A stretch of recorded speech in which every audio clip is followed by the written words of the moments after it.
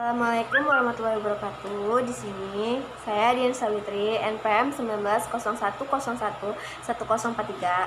Di sini saya akan membahas tentang pengertian ulumul Quran, ruang lingkup ulumul Quran, urgensi ulumul Quran, metode ulumul Quran, dan tujuan dan kegunaan ulumul Quran. Yang pertama yaitu pengertian ulumul Quran. Ulumul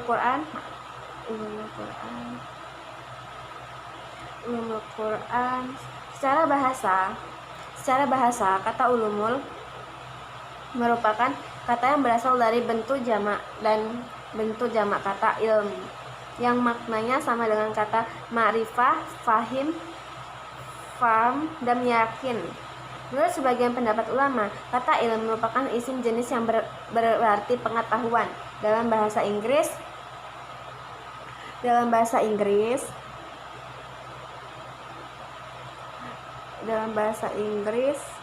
kata ilmu berasal dari kata sains yang berarti pengetahuan. Jika dalam bahasa Yunani, kata sains berasal dari kata Cynthia yang berarti pengetahuan. Kemudian jika pengertian ini ditarik dalam konteks yang umum, dia diartikan sebagai suatu himpunan pengetahuan yang dikumpulkan melalui proses pengkajian dan dapat diterima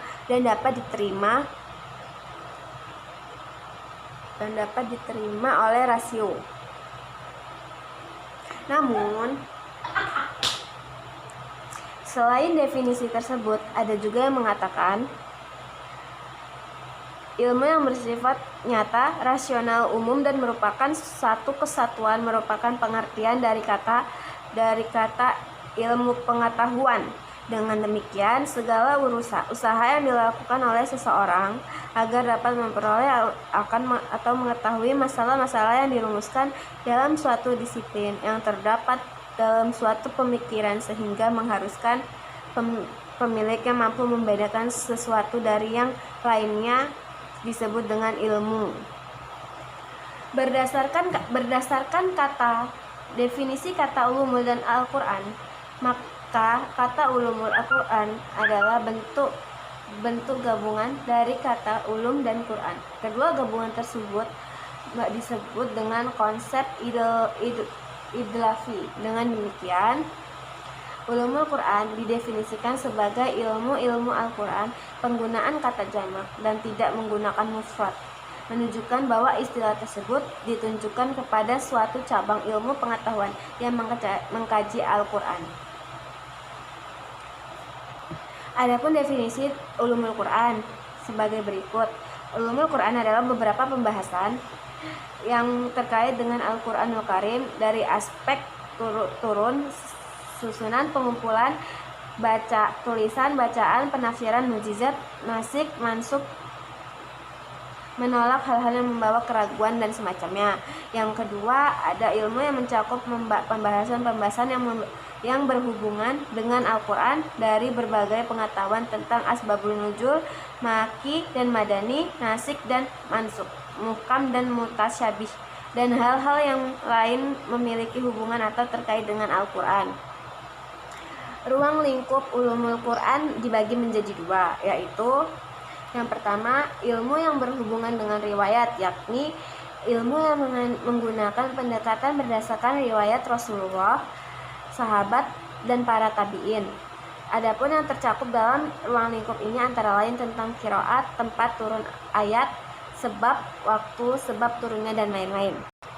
Yang kedua, itu ada ilmu yang berhubungan dengan dirayah, yakni ilmu yang didapatkan melalui penelaahan secara mendalam. Adapun yang tercakup dalam ruang lingkup ini antara lain makna ayat yang berhubungan dengan hukum, sosial, psikologi, dan lain-lain.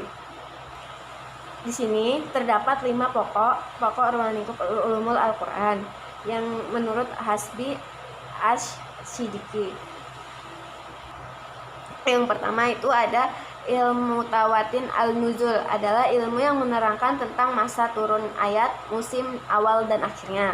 Yang kedua, ilmu tarik al-nuzul adalah ilmu yang menerangkan tentang masa turun ayat dan tertib turunnya satu demi satu dari awal turun hingga akhirnya dan tertib surat dengan sempurna.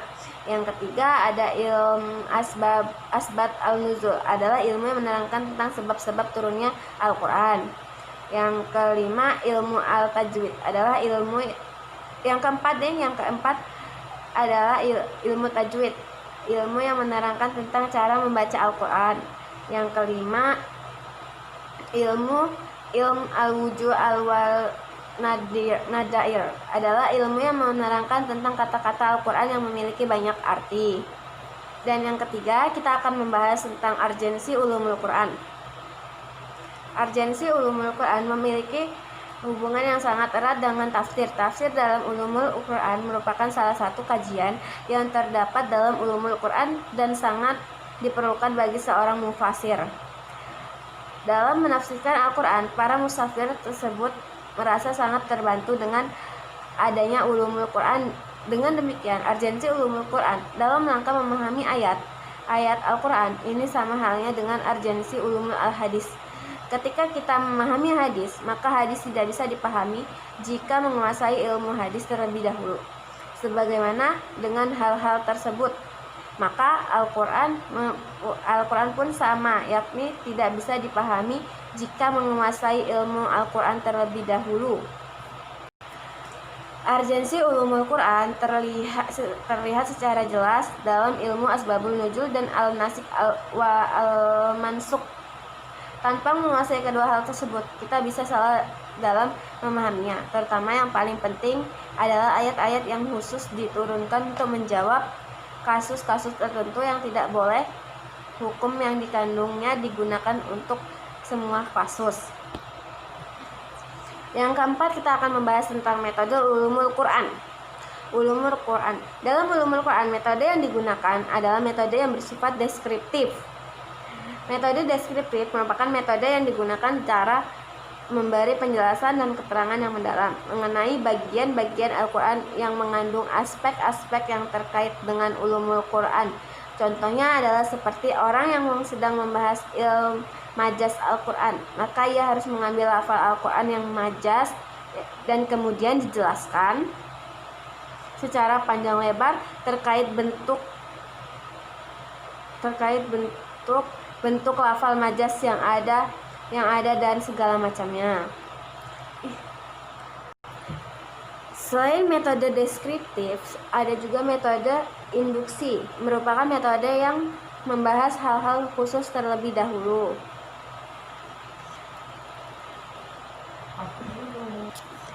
Kemudian digabungkan menjadi satu disiplin ilmu yang ditarik pada pembahasan secara umum.